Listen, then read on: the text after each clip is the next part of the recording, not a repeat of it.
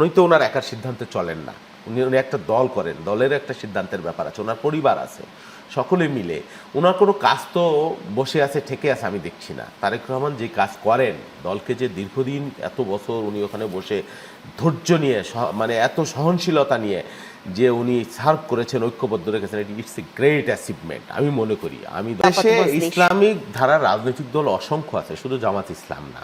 না, তারা তো দলে টানবার চেষ্টা করছে, জামাত ইসলাম বাংলাদেশ করছে, সবাই তাদের দলে সাড়া দিচ্ছে এরকম না। আমরা দেখছি যে চরমোনাই যেটা ইসলামী আন্দোলন, তাদের সাথে তাদের সখ্যতা দেখছি, কিন্তু এর বাইরে একটা বৃহৎ আলেম গোষ্ঠী, হেফাজতে ইসলাম, ইসলামী আন্দোলন, খেলাফত মজলিস, নেজামে ইসলাম, অসংখ্য রাজনৈতিক দল আছে, অনেকের সাথে আমাদের কথা হচ্ছে দেখছি। এবং তারা যে তাদের এই চরমোনাই এবং কি জামাত ইসলামের যে জোট, সেই জোটকে যে তারা পছন্দ করছে না, তাদের বক্তব্য বিবৃতির মধ্যে অনেক মজলুম আলেম আছে, এর মধ্যে অনেক মজলুম আলেম, বাবুনগরী সহ, হ্যাঁ, অসংখ্য। সেদিন দেখলাম তারা সমাবেশ করেছে ইঞ্জিনিয়ারিং ইনস্টিটিউটে, অনেক বাংলাদেশের 500-700 হাক্কানি আলেম। তাছাড়া অনেক আলেমদের সাথে, মাদ্রাসা ছাত্র কওমি অনেকের সাথে আমাদেরও ব্যক্তিগত যোগাযোগ আছে। মানে ইসলামী দল মানে শুধু জামাতে ইসলাম বা সেটা মিন করে না বাংলাদেশে, এর বাইরে ইসলামের অনেক ব্যাপক, বরং জামাতে ইসলাম বিভিন্ন সময়ে ধর্মকে ব্যবহার করে রাজনীতি করবার চেষ্টা করেছে। কালকে দেখলাম জামাতে ইসলামের এক প্রার্থী, আমি জানতে চাচ্ছিলাম তাদের সাথে আপনাদের কোনো ধরনের আলাপচারিতা হয়েছে কিনা এই? হ্যাঁ, আলাপচারিতা হচ্ছে তো। কয়েকদিন আগে আমাদের স্ট্যান্ডিং কমিটির 2জন মেম্বার হাটহাজারী মাদ্রাসায় ওখানে কথা বলেছেন, গিয়েছেন, তাদের সাথে মত বিনিময় করেছেন। এবং আমাদের সাথে তো তারা দীর্ঘদিনের আমাদের সঙ্গে, যেমন ওই আজিজুল হক, ওই ইরা সাহেব ছিলেন লালবাগ মাদ্রাসার, যিনি আল্লামা আজিজুল হক শাইখুল হাদিস, ওনার যে দল মামুনুল হক সাহেবরা, তাদের সাথেও, অন্যদের সাথে, আমাদের সাথে খেলাফত মজলিস, হেফাজতে ইসলাম, অন্যদের সাথে আমাদের যোগাযোগ আছে, কথা হচ্ছে। তাদেরকেও কি আপনারা কোনো ধরনের আসন দিবেন, এরকমটা কথা হচ্ছে? হ্যাঁ, নিশ্চয়ই। তারা তো আর গণতন্ত্র বিরোধী কোনো দল না, তারাও ফ্যাসিস্ট বিরোধী শক্তি, নির্যাতিত মজলুম আলেম আছে অনেক।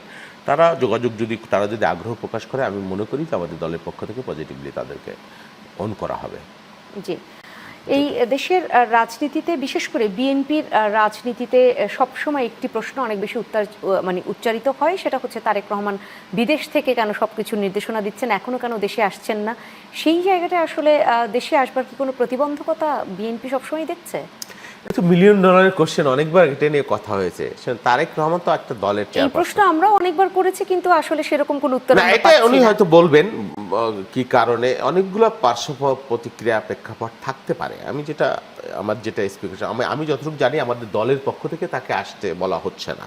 উনি তো ওনার একার সিদ্ধান্তে চলেন না, উনি একটা দল করেন, দলের একটা সিদ্ধান্তের ব্যাপার আছে, ওনার পরিবার আছে, সকলে মিলে ওনার কোনো কাজ তো বসে আছে ঠেকে আছে আমি দেখছি না। তারেক রহমান যে কাজ করেন, দলকে যে দীর্ঘদিন এত বছর উনি ওখানে বসে ধৈর্য নিয়ে, মানে এত সহনশীলতা নিয়ে যে উনি সার্ভ করেছেন, ঐক্যবদ্ধ রেখেছেন, ইটস এ গ্রেট অ্যাচিভমেন্ট আমি মনে করি। আমি দলের একজন কর্মী হিসেবে আমি খুব, মানে হ্যাঁ, ওনারটা আসতেও হবে, এটাও সত্য।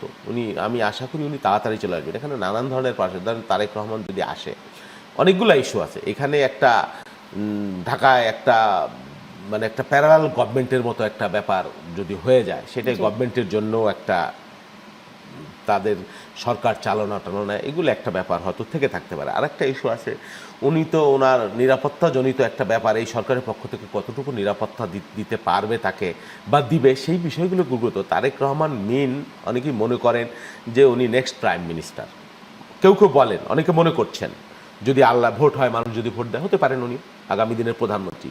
তো উনি আগামী দিনের প্রধানমন্ত্রী এবং শুধু এটা না, উনি